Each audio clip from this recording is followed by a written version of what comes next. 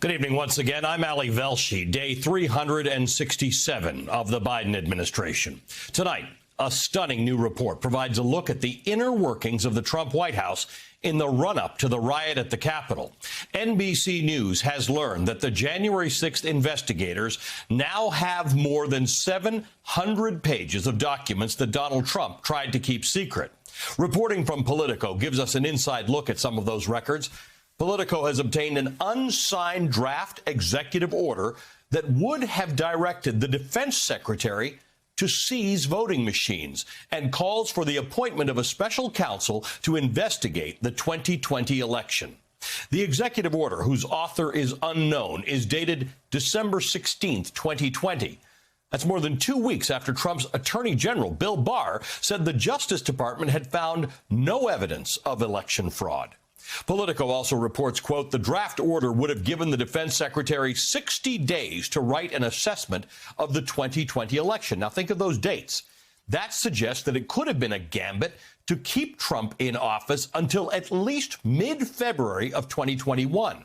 NBC News has not yet reviewed these documents. Earlier on this network, the Trump official who ran the department that called the 2020 election the most secure in American history had this reaction to Politico's report about the draft order.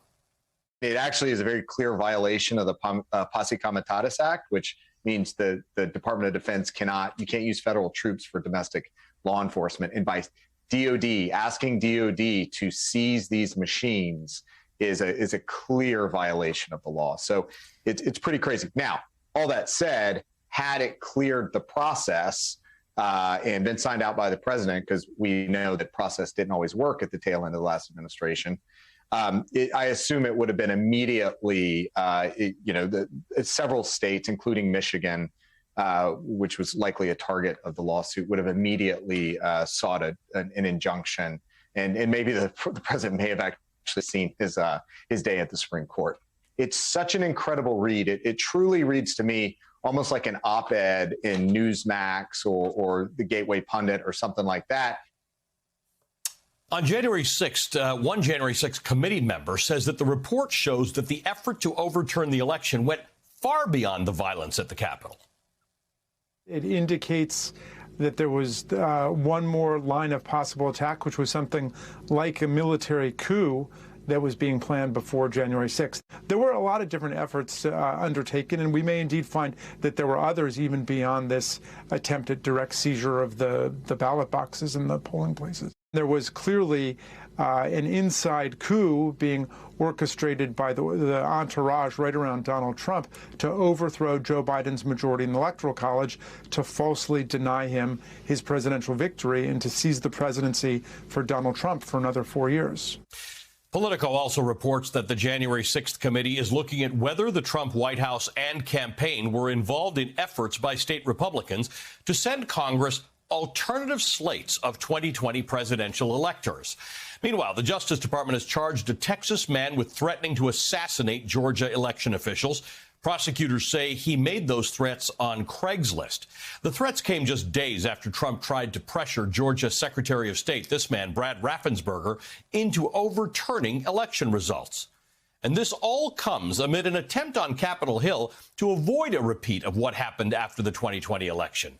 With the Democrats' package of voting reforms now dead, Republican Senator Susan Collins is now leading a bipartisan effort to overhaul the Electoral Count Act, governing how Congress counts and certifies presidential election results.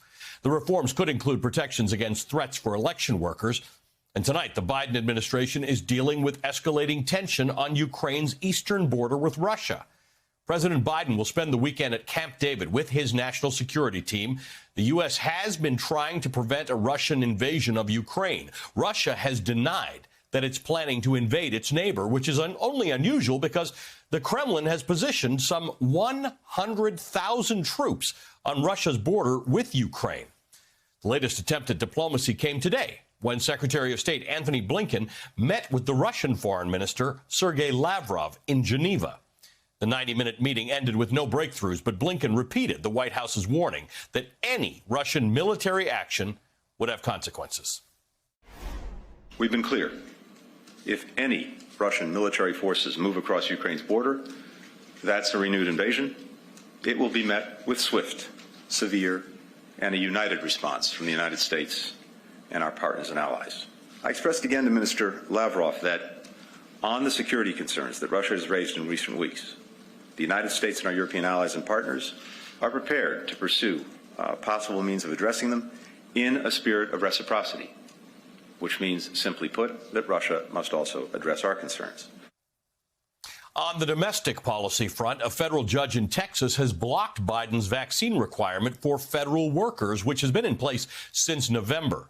The White House says 95% of federal workers were already in compliance, and the CDC says that COVID booster shots are keeping people out of hospitals. The agency says the extra doses are 90% effective at preventing hospitalization with the Omicron variant.